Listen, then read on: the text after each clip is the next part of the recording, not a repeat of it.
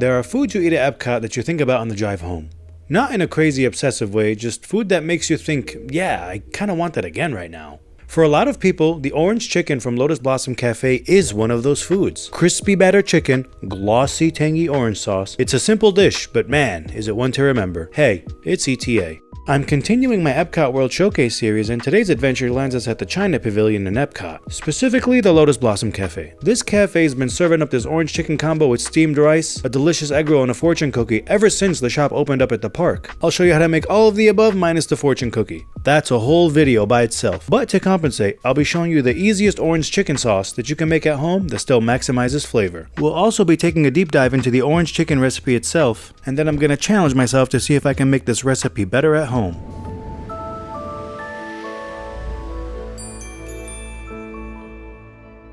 Now, full transparency. Disney has an unofficial, it's not really clear, orange chicken recipe that they've published. Now I've seen it and I've looked it over, and I also see what people are saying about this recipe online.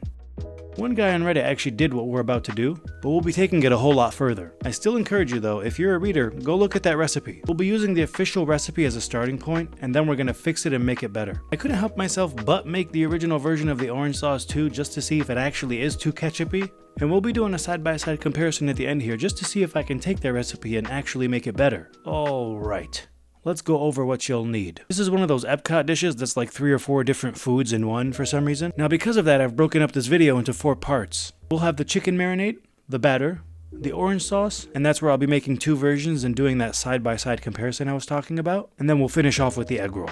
Let's start with the chicken. Now, for Disney's orange chicken, they've actually decided to start with a marinade, so that's what we're doing here. For the marinade, you will need about 8 ounces or 1 pound of boneless, skinless chicken breast, cut into 3/4 inch chunks. And for the marinade part of the chicken marinade, you will need a dash of white pepper, salt to taste, sugar to taste, a teaspoon of water, and a teaspoon of cooking wine. In my case, I'm using sherry. Now throw all of that into a bowl along with the chicken, stir it up and set it aside for 1 hour. Now, the biggest change I made here for my chicken marinade is by not marinating it at all. I chose to brine it. For my brine, I decided to go with equal parts vinegar, water, and soy sauce. Now obviously you don't have to brine your chicken, but let me try my best to convince you. Brining the chicken pulls out that funky chicken smell, and it also allows the salt to actually get into the meat. I like it, and it takes about 30 minutes. Alright, now that the chicken is sorted, let's talk about the actual star of the dish, the sauce.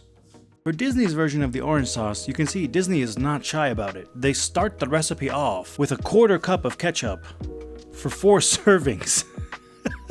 I don't want 4 servings of orange chicken in my house, so I'm only doing half the recipe. And for that half recipe, you're gonna need 2 tablespoons of ketchup, a tablespoon and a teaspoon of sugar, a tablespoon and a teaspoon of white vinegar, 1 1/2 teaspoons of light soy sauce, 1 orange peel chopped up as fine as you can get it, 3/4 teaspoon of chili paste, I'm using sambal oelek, 3/4 teaspoon of chicken base, but in my case I used chicken broth, 1 1/2 teaspoon of cornstarch, a small pinch of salt, and 1 1/2 teaspoon of cooking oil. Now heat the oil in a frying pan, let that pan get a little warm, add in your chopped orange peel, stir that up for about 40 seconds, pour the orange sauce mixture that we just made into the pan, let that get all nice and bubbly, and once it's thickened to your liking, go ahead and cut the heat and set it aside. Now for my version of the orange chicken sauce, here's where we're making the biggest changes. I'm not doing any ketchup at all in this recipe. The reason for this is if you look at the very first version of orange chicken that was invented at Panda Express in 1987, or at least what people are saying the first version of orange chicken is, and I found a couple different recipes, there was no ketchup in any of those either. I was even able to find a video where Jimmy Wang, who is the executive director of culinary innovation at Panda Express, actually makes the orange chicken that they serve at Panda Express. But still, like even then, there's nothing in this that tells me this is the first version of orange chicken that Panda Express was serving in the 80s. And I know what you're thinking, okay? You're probably thinking, if you just went to that video and got the recipe from the description of that video, you could have used that recipe as a starting point for this one. And you'd be right, honestly. In that video, they say the recipe is in the description. It's not. You're welcome to go try this yourself, but it's not in the description. But for now, honestly, this is the best we got. So now, I was a step closer to what I was trying to achieve. But after looking into it, after looking at this recipe for such a long time, the conspiracy theorists in my head started to raise a few eyebrows. I'm gonna come out and say it, I don't think the recipe that Jimmy Wang executed in that video is the actual recipe that's being served at Panda Express, let alone the very first version of orange chicken. No disses to anyone involved, I just think that that recipe is a modified version. So that way the general consumer can execute something close to what Panda Express serves in their restaurants. But I digress. All of that was to say, I'm not using ketchup in my orange chicken recipe. I don't think it belongs there. This is a recipe that's supposed to have citrusy notes, not ketchup notes, so I'm excluding it. But I will be doing something similar to what Jimmy Wang did in his version, but I'll be elevating it with one ingredient that really pushes the orange in orange chicken. So for that, you're gonna need 1 tablespoon of brown sugar, 1/4 teaspoon of MSG, 1/4 teaspoon of white pepper, 1 tablespoon of distilled white vinegar, 1 tablespoon of rice vinegar, about 1/8 of a cup of orange juice, 1/8 of a cup of chicken broth or water, 1 tablespoon of hoisin sauce, 1/2 tablespoon of oyster sauce, and to really push the orange, we're going with 1 teaspoon of orange extract, 2 tablespoons of soy sauce, 1/2 teaspoon of dark soy sauce, 1 teaspoon of garlic grated, 1 teaspoon of ginger also grated, the zest of 1 orange, and 1 tablespoon of Shaoxing cooking wine, or in my case again, sherry. One small note here, leave the grated garlic, the grated ginger, and the orange zest off to the side until the very end. You'll see why once we get there. Mix everything in a bowl except for the garlic, ginger, and orange zest. And then you're going to want to heat up the mixture in a pan for about 5 to 10 minutes, just until it reduces a little bit. And then you're going to make a cornstarch slurry off to the side with equal parts water and cornstarch. And then once the boiling sauce has reduced by a little bit, go ahead and add in the cornstarch slurry to thicken it the rest of the way. Once it's thickened, go ahead and add in your garlic, ginger, and orange zest from earlier. Stir all of that in with no heat, okay? We are steeping these last 3 ingredients. If you cook either the garlic, ginger, or orange zest for too long or at too high of a heat, they'll start to go bitter. So that's why we stir them in at the end, just to steep it and kind of leach those flavors into the sauce. Epcot's orange sauce on one side, mine on the other. Now with the sauces out of the way, let's move back to our chicken and we'll work on battering and frying them.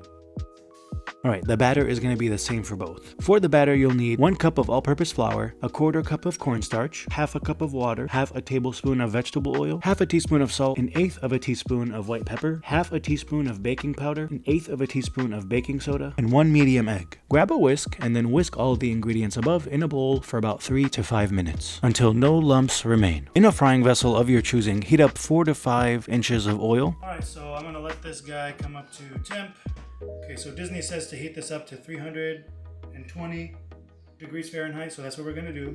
I'm going to let this come up to temp. We're going to put the chicken into the batter and then into the oil. Place your chicken into the batter a few pieces at a time, making sure that each piece is well coated in that batter. And then using some heat-proof tongs, go ahead and lower about 8 to 9 pieces at a time into that frying oil. You're going to want to fry these pieces until they're cooked through and golden brown, which should take no longer than 10 minutes. Look how much more golden brown they are. Once the pieces are cooked through and they're looking nice and golden, go ahead and take them out of the oil and place them onto a wire-lined rack. Once you're able to handle the chicken pieces, go ahead and place them in a bowl and pour over the orange sauce. Give that a nice little stir, and look at that.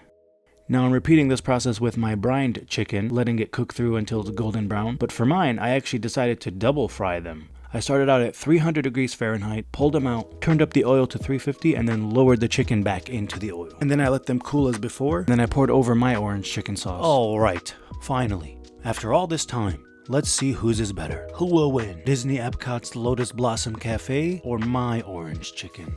Alright, we'll try Epcot's first. Oh, it's good. It's a little salty. Yeah, it's a little too ketchupy. Still good though. Now we'll try mine. Oh yeah.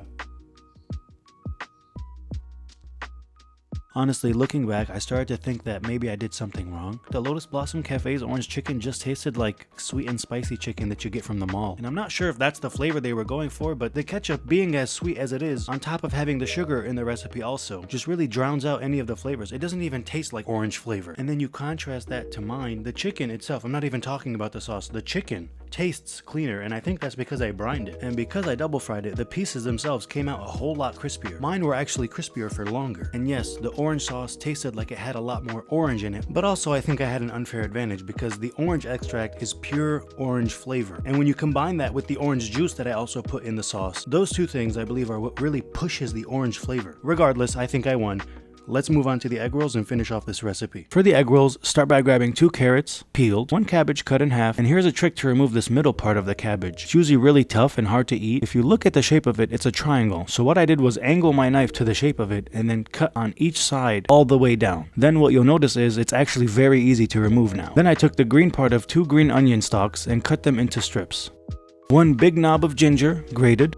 4 cloves of garlic, also grated. For the cabbage, we need to shred it. So for that, you can use a mandolin or a julienne peeler to shred up the cabbage into little strips. Of course, you could also use a knife, but just keep in mind you want really thin pieces, so try to get them as thin as you can. The cabbage should look like this when you're done. Go ahead and set it off to the side for now. Using that same julienne peeler, go ahead and julienne your carrots as well. Then, to actually cook the filling, heat a non-stick pan over some medium heat and take about 1.5 pounds of ground chicken into the pan. Then, about 5 to 7 minutes later, once the ground chicken has a nice brown color on one side, flip it all fancy like. I have no idea why I decided to show off here. I think I was running out of time, that's why. You could just calmly use a spatula to flip it also. Once the chicken is cooked through, add in your cabbage and carrots, a nice pinch of salt. Remember, there's no salt in here yet, so don't be afraid to put more than you think you need. Then go ahead and crack in the black pepper. Follow that up with 2 teaspoons of soy sauce and 2 teaspoons of sesame oil. And once that starts to smell nice, add in your garlic and ginger and cook for about another 30 seconds. Nice, so now we have the egg roll filling. Let me show you how to wrap and fry these egg rolls. In order for me to properly show you how to wrap these egg rolls, I'm gonna have to break out the neck cam. Promise, it's not as bad as you think.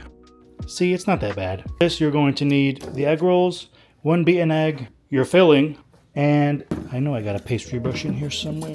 There it is. Trust me, I know you could do it, okay? An egg roll wrapper. Diamond. Diamond, you want it diamond. Okay. Take some filling right there. I'll put a screenshot about how many grams of filling I used. I can't imagine it'd be more than 50 grams. So put some filling on there. Grab a little bit of the green onions from earlier.